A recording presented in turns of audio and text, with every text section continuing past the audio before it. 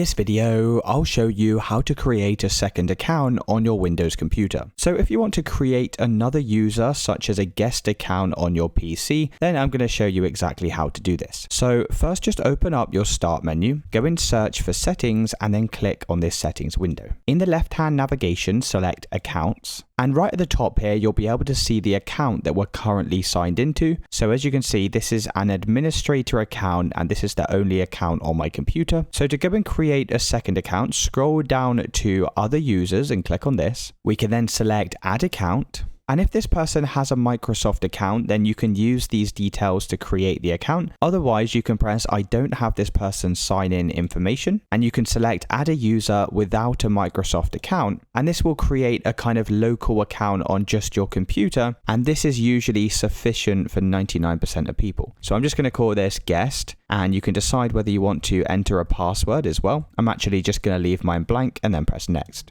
And as you can see now, we've created this second account. And what you can do is click on Change Account Type, and then you can go and decide on the account type. So I'm going to leave this as Standard User, but you can set this to Administrator as well. And then finally, all you need to do is come back over to the Start menu. What you can do is go and sign out of your computer, and when you go back over to the login screen, you'll now have two accounts to choose from. If you did find this video helpful, then let me know in the comments and I'll see you in the next one.